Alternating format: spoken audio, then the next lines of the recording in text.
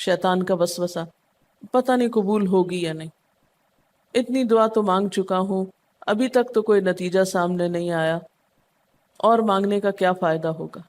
क्या वाकई दुआ मांगते हुए ये वसवसा नहीं आता सबको, या ये मायूसी की कैफियत नहीं आती, मेरी तो नहीं सुनी जा सकती। मालूम नहीं वो कौन खुशकिस्मत है जिनकी दुआएं सुनी जाती, इसलिए चलो किसी और से कह देते हैं वो मेरे लिए दुआ कर दे, अपने लिए खुद क्या करना। तो शैतान हमेशा दुआ मांगने के अमल में रखना डालता है, खलल पैदा करता है, क्योंकि दुआ एक ऐसा अमल है जो अल्लाह और बंदे के दरमियान एक मोहब्बत का ताल्लुक पैदा करता है, एक अपनायत का ताल्लुक पैदा करता है, एक तकर्रुब का ताल्लुक पैदा करता है। जब इंसान अपने रब से मांगता है तो उसका एहसान मंद होता है, उसके करीब आ जाता है। और मांगता इंसान किससे है? जिस पर मान होता है, जिस पर ये यकीन होता है कि वो देगा, जिस पर एतमाद होता है कि वो मेरा बहुत खैर ख्वाह है, मेरा भला करने वाला है। इंसान हर एक से नहीं मांग सकता, हर एक के सामने अपनी जरूरत नहीं रख सकता। तो अगर देखा जाए तो एक अल्लाह की ज़ात ऐसी है कि जिससे ये सारी तवक्कुआत पूरी हो सकती है। अल्लाह के सिवा कोई नहीं कि जो इंसान के साथ ऐसा मामला कर सके। इसलिए तुम्हारा रब कहता है कि मुझसे मांगो, उसको पसंद है बंदों का मांगना। अच्छा, ये जो दुआ है इसमें सिर्फ किसी चीज का बराह रास्त नाम लेकर मांगना ही शामिल नहीं, यानी मांगने के तरीकों में सिर्फ ऐसा ही नहीं कि हम कहें या अल्लाह फलां चीज मुझको दे दे। इसके कई अंदाज हो सकते हैं। एक तो यही बराह रास्त किसी खास चीज का सवाल करना, ये भी बहुत अच्छा है। बंदों से सवाल करना बुरा है, लेकिन अल्लाह ताला से सवाल करना तो इबादत का दर्जा रखता है। यानी कितना प्यार आता है ना अल्लाह ताला पे कि जरूरत हमारी है और हमारे इस मांगने के अमल को भी इबादत कह रहा है, क्योंकि एक ताल्लुक है ना, वो वक्त उसकी याद में गुजरता है, उसकी तरफ मुतवज्जे होकर गुजरता है, इसलिए वो वक्त भी इबादत बन जाता है, वो अमल भी इबादत हो जाता है। तो एक तो ये कि जैसे हम सवाल करते हैं अल्लाहुम्मा इन्नी अस्अलुका कह के दुआ मांगते हैं, ये जितनी मसनून दुआ में आपने देखा होगा अस्अलुका बराबर सवाल का लफ्ज़ है। लेकिन कुछ दुआएं ऐसी होती हैं जिसमें सवाल नहीं किया जाता, सिर्फ अल्लाह ताला की हमदो सना कर दी जाती है। जैसे हजरत अय्यूब अलैहिस्सलाम ने कहा था अन्नी मस्सनी अद्दुर व अंत अरहमुर राहिमीन। ये भी दुआ का एक अंदाज है। मांगा कुछ भी नहीं, बस अपनी तकलीफ का इजहार कर दिया और अल्लाह ताला की हमदो सना कर दी। मुझे तकलीफ पहुंची है और आप सबसे बढ़ के रहम फरमाने वाले।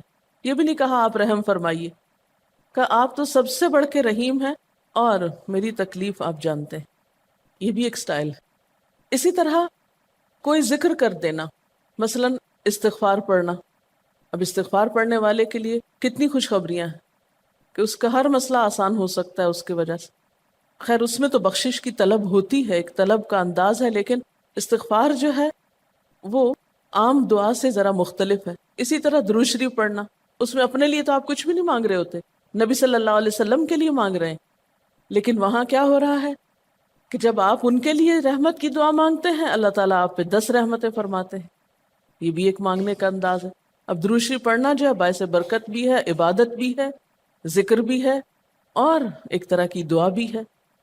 इसी तरह बाज अज़कार के आपने कितने फायदे देखे। सुबह शाम की दुआओं में आप देखिए, आप पढ़ते हैं बिस्मिल्लाहिल्लज़ी ला यदुर्रु मअ इस्मिही शैउन फिल अर्दि वला फिस समाइ व हुवस समीउल अलीम। ये सिर्फ जिक्र है, इसमें आप मांग तो कुछ नहीं रहे, लेकिन कितनी फजीलत है इसकी कि जो शख्स ये दुआ पढ़ेगा उसको कोई चीज़ नुकसान नहीं देगी। उसमें आप ये नहीं कह रहे कि या अल्लाह मैं तुझसे सवाल करता हूँ कि हर नुकसानदेह चीज़ को मुझसे दूर कर दे, नहीं। फिर इसी तरह अल्लाह ताला की हम्दो सना के जो कलिमात हैं, मसलन ला इलाहा इल्लल्लाहु वहदहु ला शरीका लहु लहुल मुल्कु व लहुल हम्दु व हुवा अला कुल्लि शैइन क़दीर। अरफात की हदीस में आता है कि आपने फरमाया कि अरफात में मेरी दुआ और मुझसे पहले अम्बिया की दुआ ये कलिमा है, ये ला इलाहा इल्लल्लाह। अब अगर देखा जाए तो इसमें तो कोई दुआ की बात नहीं, ये तो सिर्फ अल्लाह का जिक्र है। तो ये भी मांगने का एक तरीका है, हम मांगे कुछ नहीं, बस सिर्फ जिक्र करते रहे उसका बैठ के। इसी तरह आप देखते हैं कि तवाफ के दौरान आप क्या पढ़ते थे, सुभान अल्लाहि वल्हम्दुलिल्लाहि वला इलाहा इल्लल्लाहु वल्लाहु अकबर। अब ये दुआ तो नहीं, ये तो जिक्र है अल्लाह का।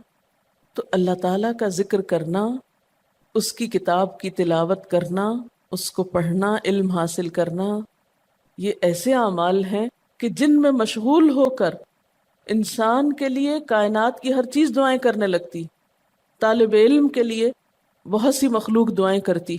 آپ مشغول ہو گئے کسی اور کام میں، خدمت خلق میں یا علم حاصل کرنے میں، اور اللہ تعالیٰ کی مخلوق شروع ہو گئی آپ کے لیے دعائیں کرنا. عرش والے فرشتے آپ کے لیے دعائیں کرنے لگتے ہیں اگر آپ ایمان لا کر اچھے کام شروع کر دیں. تو اللہ سے مانگنے کے مختلف انداز ہیں، ڈائریکٹ مانگنا بھی اور مختلف عبادات کرنا بھی. اسی طرح وَاسْتَعِینُوا بِالصَّبْرِ وَالصَّلَاةِ، مدد مانگو صبر اور نماز سے. ٹھیک ہے، نماز میں انسان بہت سی دعائیں پڑھتا ہے، لیکن اگر مشکل وقت میں انسان صبر کے ساتھ نفل پڑھ کے اللہ تعالیٰ کا ذکر کرے اور اس کو سمجھ نہ بھی آئے کہ کیا دعا مانگو، کیونکہ بعض پریشانیاں ایسی ہوتی ہیں کہ انسان منہ سے کچھ نکال بھی نہیں سکتا، تو یہ نماز بھی کافی ہو جائے گی. وَقَالَ رَبُّكُمُ ادْعُونِي، اور تمہارا رب کہتا ہے مجھے پکارو. اور پکارنے کے کئی انداز ہیں. دل ہی دل میں پکارنا بھی آتا ہے، چپ کے پکارنا بھی آتا ہے، اونچی آواز سے پکارنا بھی آتا ہے، اکیلے پکارنا بھی آتا ہے، سب کے ساتھ مل کے دعا کرنا بھی آتا ہے. کوئی دعا مانگ رہا ہو تو آمین کہنے سے بھی بات بن جاتی. مجھے یاد ہے کہ ایک دفعہ میں عمرے پر گئی اور طواف کے بعد جہاں میں نفل پڑھ رہی تھی، تو نفل کے بعد میں نے سوچا کہ میں اپنی دعا کرتی ہوں. اتنے میں ایک شخص عربی میں کوئی دعا مانگ رہا تھا. اتنی خوبصورت دعا تھی کہ میں نے ایسی دعا کسی سے نہیں کبھی سنی، اور میں نے صرف آمین کہنا شروع کر دیا. میں نے کہا یا اللہ، میری تو نہ زبان میں اتنی بلاغت و فصاحت ہے، نہ مجھے اتنی باتیں آتی ہیں، مجھے تو مانگنا بھی نہیں آتا، تو جو کچھ یہ مانگ رہا ہے مجھے بھی یہی دے دے. میں نے صرف آمین آمین آمین کہنا شروع کر دیا. یہ کتنا بڑا اس کا احسان ہے کہ ہم آمین کہہ کے بھی شامل ہو جاتے ہیں دوسروں کی دعاؤں میں. تو اسی لیے دعا کو عبادت کا نچوڑ کہا گیا، کریم، خلاصہ، ساری عبادت کا اوپر کا حصہ. اور ویسے بھی اگر دیکھا جائے تو ہر نماز میں بہت سی دعائیں ہیں. ہر موقع کی اللہ کے رسول صلی اللہ علیہ وسلم نے مختلف طرح کی ہمیں دعائیں سکھائی ہیں. سویرے جو آنکھ کھلتی ہے، سویرے کے اگر آدھی رات کو بھی کھلتی ہے، اس کی بھی دعا ہے.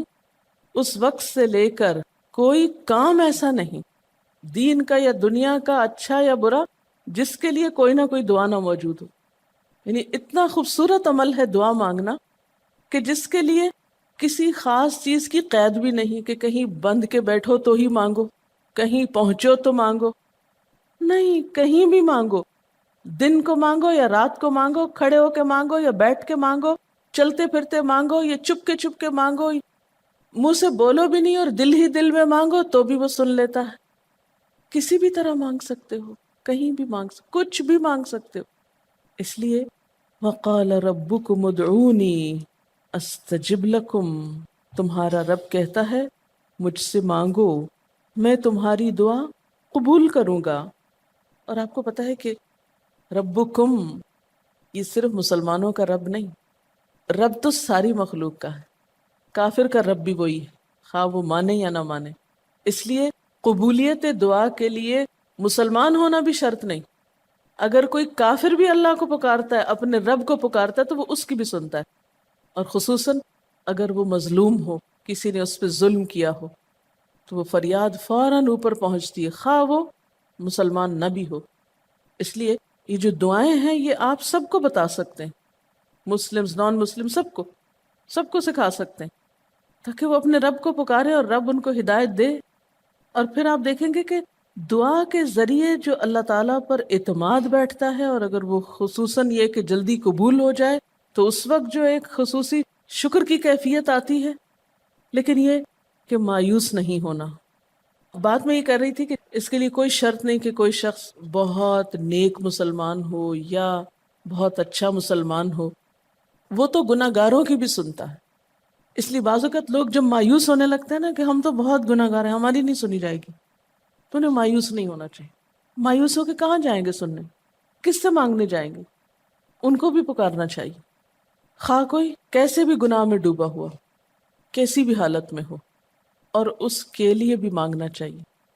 حتیٰ کہ کافر جب تک زندہ ہے، اس کی صحت کے لیے، اس کی ہدایت کے لیے، اس کی خیرخواہی بھلائی کے لیے بھی آپ خوب دعائیں مانگ سکتے ہیں. آپ صلی اللہ علیہ وسلم ابو جہل کے لیے بھی دعا کرتے تھے، یا حضرت عمر کے لیے کہتے تھے کہ ان دونوں میں سے کسی ایک کو تو ضروری ہدایت دے. تو دعا ہر حال میں فائدہ دیتی ہے. ان مصیبتوں میں بھی فائدہ دیتی ہے جو اتر چکی ہیں، ان میں بھی دیتی ہے جو نہیں اتری. دعا تو ابلیس کی بھی قبول ہوئی تھی. اس نے قیامت تک زندگی کی دعا مانگی تھی، اس کی بھی قبول کر لی گئی. اس نے کہا تھا قال انظرنی الی یوم یبعثون، قیامت تک کے لیے مجھے مہلت دے کہ میں انسانوں کو بھٹکا سکوں. تو اللہ تعالیٰ نے کہا جاؤ، تمہیں مہلت دی گئی. اس لیے یہ خیال تو اپنے دل سے سب نکال دیں کہ ہماری دعا نہیں قبول ہوتی. سب کی ہو سکتی، شرط یہ ہے کہ آپ واقعی دعا مانگ رہے ہوں.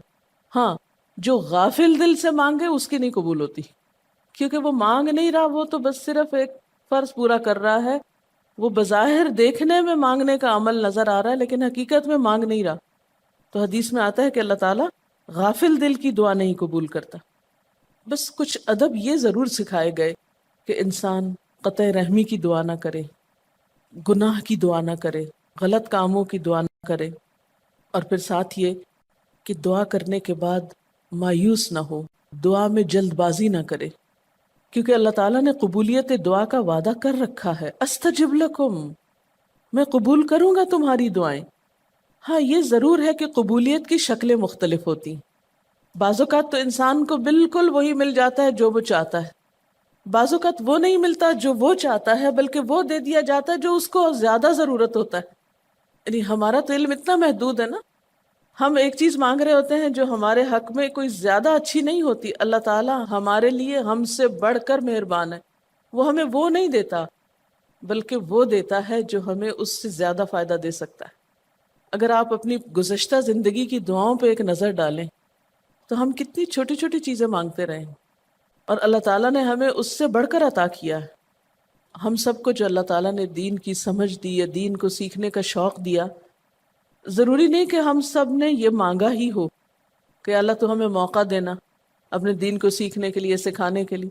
لیکن یہ ضرور ہو سکتا ہے کہ ہم زندگی میں کچھ اور مانگتے رہے اور ہمیں وہ نہیں ملا، یہ نعمت مل گئی اور وہ ہمارے حق میں زیادہ بہتر ہو گئی. اور یہ ہو سکتا تھا کہ ہمیں وہ چیز مل جاتی اور آج ہم اس چھوٹی سی چیز کو لے کر اس کا شوق بھی پورا کر چکے ہوتے، اس کی ساری اٹریکشن ختم ہو چکی تھی. کیونکہ دنیا کی کوئی چیز ایسی نہیں جس کی اٹریکشن ختم نہ ہو جائے یا جس کی ویلیو گھٹ نہ جائے، جو پرانی نہ ہو جائے. لیکن قرآن کا علم ایک ایسا علم ہے جو ہر دم نیا لگتا ہے، ہر دم زندگی دیتا ہے، خوشی دیتا ہے، سکون دیتا ہے، ایک راحت ملتی ہے. یہ پرانا نہیں ہوتا. پھر اسی طرح یہ بھی ہوتا ہے کہ بعض اوقات انسان کی کوئی آفت ٹال دی جاتی. آپ مانگ رہے ہیں رزق، تو وہ رزق میں برکت تو نہیں ہوتی مثلا، لیکن کوئی بیماری آپ سے ٹال دی جاتی کہ خدا نہ خواستہ آپ کو اگر مال مل بھی جائے اور ایسی بیماری لگ جائے کہ سارا مال اس میں ڈوب جائے، تو مال بھی گیا اور تکلیف الگ. تو اللہ تعالیٰ اپنی رحمت سے آپ کو زیادہ مال تو نہیں دیتے مگر وہ بہت بڑی بلا سے محفوظ رکھتے ہیں، کسی حادثے سے بچا لیتے ہیں، کسی ایسی پریشانی سے بچا لیتے ہیں کہ جس میں آپ کا سب کچھ ہی کھپ جاتا. کیونکہ ہمارے پاس کوئی رائٹ تو نہیں ہے، ہم کو ڈیزرو تو نہیں کرتے کہ ہر وقت ہم امن و امان میں رہیں. ہمارے اپنے گناہوں کی بدولت، کئی بیرونی اسباب کی بدولت کوئی مشکل، کوئی حادثہ، کوئی مصیبت کسی بھی وقت آ سکتی جو دنیا میں مختلف لوگوں پر آتی رہتی. ہم ہر امن ڈیزرو تھوڑی کرتے ہیں، یہ تو اللہ کی عنایت اور رحمت اور نعمت ہے کہ وہ جو ہمیں دیے ہوئے یہ. اور یہ عین ممکن ہے کہ ہم کوئی اور دعا مانگتے ہوں اور اللہ تعالیٰ اس کی بجائے ہمیں عافیت میں رکھے ہوئے ہو، ایک پرسکون زندگی دیے ہوئے ہیں ہمیں، کہ ہمارے ہاتھ پاؤں سلامت ہیں، ہم بول سکتے ہیں، ہم دیکھ سکتے ہیں، ہم کھا پی سکتے ہیں، ہم چل پھر سکتے ہیں، ہم کسی کے محتاج نہیں ہیں. کتنا بڑا احسان ہے اس کا. اس لیے اگر کوئی دعا وقتی طور پر بعینی ہی قبول نہیں ہوتی، بعینی ہی کا کیا مطلب ہے؟ ایز اٹ از، جس طرح ہم چاہتے ہیں، تو بھی کوئی بات نہیں، صبر کرنا چاہیے. لیکن یہ نہیں سوچنا چاہیے کہ نہیں اللہ تعالیٰ دعا نہیں سنتا. ایک اور جگہ پر بھی فرمایا وَإِذَا سَأَلَكَ عِبَادِي عَنِّي فَإِنِّي قَرِيبٌ أُجِيبُ دَعْوَةَ الدَّاعِ إِذَا دَعَانِ فَلْيَسْتَجِيبُوا لِي وَلْيُؤْمِنُوا بِي لَعَلَّهُمْ يَرْشُدُونَ. جب میرے بندے آپ سے میرے بارے میں سوال کریں تو آپ بتا دیجئے کہ میں قریب ہوں، بہت قریب ہوں. اجیب دعوت الداعی، میں پکارنے والے کی پکار کا جواب دیتا ہوں. استجب لکم، قبول کرتا ہوں. یہ ایسے دل کے بہلانے کے لیے نہیں کہا گیا، یہ حقیقت ہے، یہ سچ ہے، اس پر ہمارا ایمان اور یقین ہونا چاہیے پختہ، اور اس کو چھوڑ کر اوروں کے پاس نہیں جانا چاہیے، کسی اور سے نہیں مانگنا چاہیے، صرف اسی سے مانگنا چاہیے، کیونکہ یہ عبادت بھی ہے اور پھر وہ ہر چیز دینے کے قابل بھی ہے، اس کی قدرت، اس کا علم، اس کی رحمت ہر چیز پہ چھائی ہوئی ہے، اس لیے اس سے مانگتے چلے جاؤ، اور پھر کبھی ایک انداز سے، کبھی دوسرے انداز سے، کبھی تیسرے انداز سے، لیکن اس سے ہمیشہ اچھی امید رکھو، لا تقنطوا من رحمت اللہ۔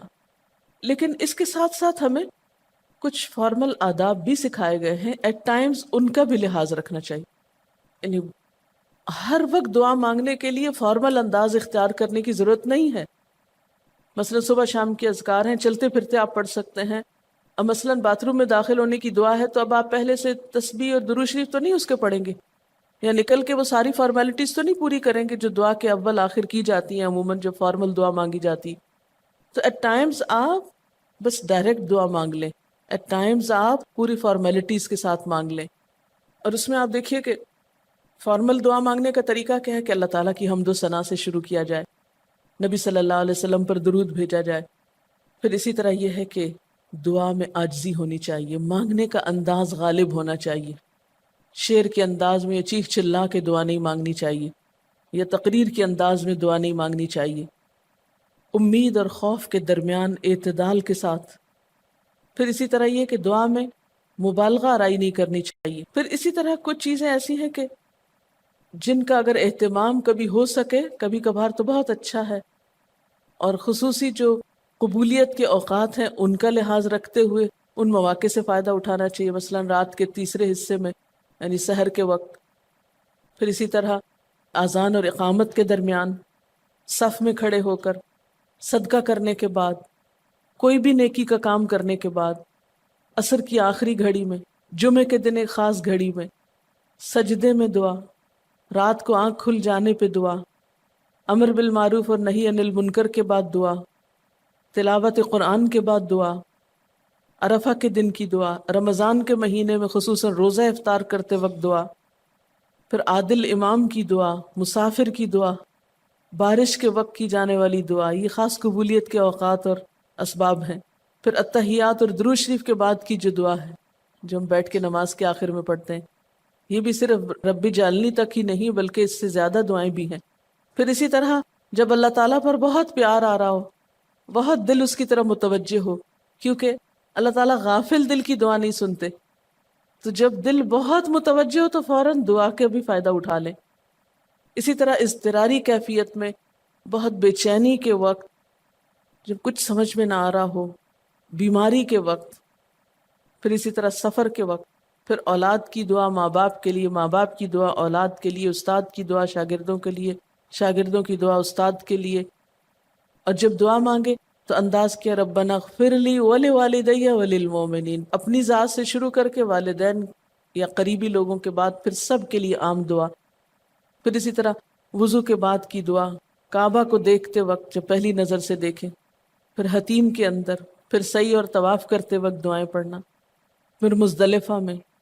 لیکن یاد رکھیے کہ ان قبولیت کے خاص مواقع اور مقامات کے علاوہ دعا تو کسی بھی وقت کی جا سکتی اور کوئی بھی گھڑی قبولیت کی گھڑی ہو سکتی، اس لیے ہمیشہ دعا مانگتے وقت یہ یقین رکھیں کہ اللہ تعالیٰ قبول کرے گا، مایوسی کے ساتھ دعا نہ ہو، کیونکہ جتنی ہماری دعا کے اندر یقین کی کیفیت ہوگی اتنا ہی انشاءاللہ قبولیت کے چانسز زیادہ ہوں گے۔ یعنی عزم کے ساتھ دعا مانگنی چاہیے، یہ نہیں کہنا چاہیے یا اللہ تو چاہے تو قبول کر، نہیں چاہتا تو نہ کر، یہ نہیں کہنا چاہیے کبھی بھی، نہیں یا اللہ تو کر سکتا ہے تو قبول فرما۔ پھر اسی طرح آپ دیکھیں کہ مظلوم کی بد دعا جو ہے وہ بہت تیزی سے قبول ہوتی، کہتے ہیں نا مظلوم کی بد دعا سے بچو کیونکہ وہ کہاں جا پہنچتی ہے، ساتویں آسمان تک۔ اور پھر آپ دیکھیے کہ نبی صلی اللہ علیہ وسلم نے فرمایا لا يرد القضاء الا الدعاء، قضاء کو کوئی چیز نہیں ٹال سکتی مگر دعا، یعنی تقدیر بھی بدل دیتی۔ آپ صلی اللہ علیہ وسلم نے فرمایا آدمی جب کبھی اللہ سے دعا مانگتا ہے اللہ تعالیٰ اسے یا تو وہی چیز دے دیتا ہے جس کی اس نے دعا کی تھی، یا اس درجے کی کوئی بلا آنے پہ اس سے روک دیتا ہے۔ آپ صلی اللہ علیہ وسلم نے فرمایا بندے کی دعا قبول کی جاتی ہے بشرطے کہ وہ کسی گناہ کی یا قطع رحمی کی دعا نہ کرے اور جلد بازی سے کام نہ لے۔ عرض کیا گیا جلد بازی کیا ہے یا رسول اللہ؟ فرمایا جلد بازی یہ ہے کہ آدمی کہے میں نے بہت دعا کی مگر میں دیکھتا ہوں کہ میری دعا قبول ہی نہیں ہوتی، اور یہ کہہ کر آدمی تھک جائے اور دعا مانگنی چھوڑ دے۔ نہیں، دعا سے کبھی نہ تھکے، اس لیے کہ اللہ کی نگاہ میں دعا سے بڑھ کر کوئی چیز باوقت نہیں۔ لیس شیء اکرم علی اللہ من الدعاء۔ اور پھر خصوصاً اللہ کا فضل مانگنا، قرآن پاک میں بھی اللہ تعالیٰ فرماتے ہیں وَاسْأَلُوا اللَّهَ مِن فَضْلِهِ، اللہ سے اس کے فضل کا سوال کرو۔ پھر اسی طرح عافیت کی دعا کہ اللہ تعالیٰ ہر حادثے مصیبت تکلیف پریشانی سے بچا کر رکھے، یہ دعا بھی بہت پسندیدہ ہے اللہ تعالیٰ کے نزدیک۔ آپ صلی اللہ علیہ وسلم نے فرمایا دعا ہر حال میں فائدہ دیتی ہے، ان بلاؤں کے معاملے میں جو نازل ہو چکی اور ان کے معاملے میں جو نازل نہیں ہوئی، بس اے بندگان خدا تم ضرور دعا مانگا کرو۔ اور پھر آخری بات کہ تم میں سے ہر شخص کو اپنی ہر حاجت اپنے رب سے مانگنی چاہیے، حتیٰ کہ اگر جوتی کا تسمہ بھی ٹوٹ جائے تو بھی اللہ تعالیٰ سے دعا کرے، یعنی چھوٹی چھوٹی چیزوں میں بھی جب ضرورت پیش آئے تو اللہ کی طرف رجوع کرے۔ وَقَالَ رَبُّكُمُ ادْعُونِي أَسْتَجِبْ لَكُمْ، اور تمہارا رب کہتا ہے کہ مجھے پکارو، مجھ سے مانگو، میں تمہاری دعا قبول کروں گا۔ ان الذین یستکبرون عن عبادتی، بے شک وہ لوگ جو میری عبادت یعنی دعا سے تکبر کرتے ہیں، یعنی مجھ سے تکبر کی بنا پر نہیں مانگتے، جیسا کہ حدیث میں بھی آتا ہے من لم یسأل اللہ یغضب علیہ، جو اللہ سے نہیں مانگتا اللہ اس پہ غضبناک ہوتا ہے، یعنی جو دعا نہیں کرتا اللہ تعالیٰ اس سے ناراض ہوتا ہے، کیونکہ وہ تو بے تعلق ہو گیا نا اپنے رب سے نہ مانگ کر، اور خصوصاً تکبر کی وجہ سے۔ ایسے لوگوں کی جزا کیا ہے؟ سیدخلون جہنم داخرین، ان